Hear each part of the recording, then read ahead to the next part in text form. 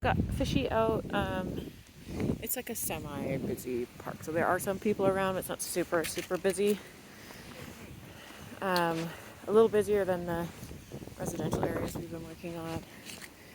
So whenever she pulls like this, out to the front, doing stuff like that, I just change direction. Yes, good. And I give her a treat. I gotta switch my treats up because I'm holding the phone now. Hold on. Good girl. Very nice. Yes. Good. Good girl. Sit. Good. Oh, there's a little dog here. Good. And I'm giving her food reward for focusing on me. Good boy. Good girl. So while we're walking, she stopped kind of lunging really heavy into the leash, which I'm happy with. She's wearing my my escape-proof harness, and I'm going to send you the link to it. I find it better than collar for her because she still will hit the end of her collar and like as if she can't feel it, kind of. So still really frequent treating for her right now, and that's probably going to continue for quite a while. So things that are really exciting for her, obviously other dogs and people. This way. So if she gets kind of fixated, like you notice her staring like that at people, then I'm always changing and walking in the opposite direction. So your walks look a little weird. You're kind of walking in circles all the time, but we're showing her that whenever she pulls ahead like that or hyper focuses on stuff, we just walk away from it. So it becomes very counterproductive for her to do that and try to drag you places. So if she's pulling ahead of me like that, then I'm just turning like this way.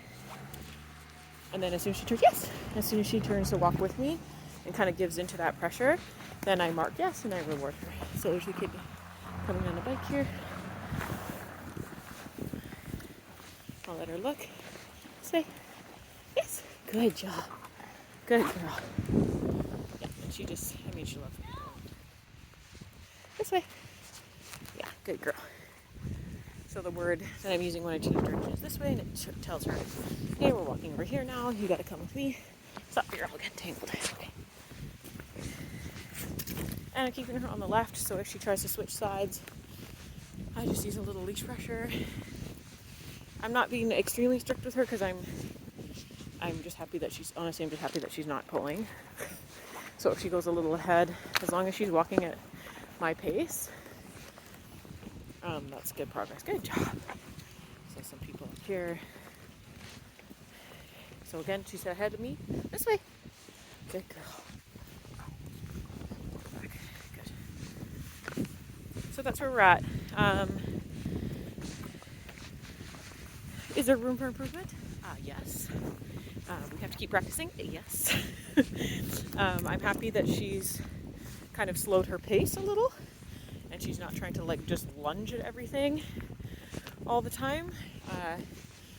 I wouldn't mind having a little more time to practice with her, and it just depends how much time you want to put into the training. She just needs more socializing, really, and by socializing I mean not saying hi to anybody and just walking past people, because for her, like, socializing does not mean meeting people, because she does not need to meet dogs or people on leash. She needs to learn to ignore them. So taking her to cafes and hanging out without meeting this way is great. That's great practice for her. Walking down the street and crossing the street when you see people or dogs, great practice for her. Just learning to walk past without trying to go solicit attention. Basically treating her not like a service, not as strict as a service dog, but just teaching her to relax in public. With me. Good. So with me is the word I've been telling her. What do you see out there? To come back and to heel when we work on healing inside, and I've been doing a little bit of that. So I put my hand up here on my waist while we're walking, and then I'm looking for that focus attention this way. There you go. Good girl. There. Very nice. Good dog. So you can see lots of treats happening. I'm just using rollover. And here's my daughter. This way. So she knows my daughter, so she's excited. This way. Good. So we're walking away because we don't drag. We just don't drag. Dragging is not part of our repertoire. Good girl. Very exciting. Let's try again. Yes. So stopping herself and making the choice to come back to me, very nice. Getting a treat for every time she makes that good decision. And then she's looking at my daughter, and we'll see if she makes a good choice or if she starts to pull. Yes! Good job. Yeah! Good. And I'll take a couple steps. I'll hit the end. And she's putting pressure into the end right now. So the difference is, if she's just standing there and the leash is loose like this, and you can see that it's kind of got a banana thing going on, then I can stand and wait for her to make a good choice. But if she's going to hit the end and pull, if she's going to hit the end and continue to put pressure, then immediately I walk in the opposite direction. Because you trying to drag me when you're the dog, that's a big no for me. We don't do that. So anytime she tries to drag you forward, very nice. Can you do a little stay there? Good girl. Let's get you back in your seat. Thank you. Thanks. So I always feed in the position that I had initially asked for.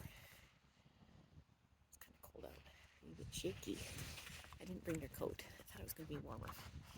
It's supposed to be 6 degrees. Good.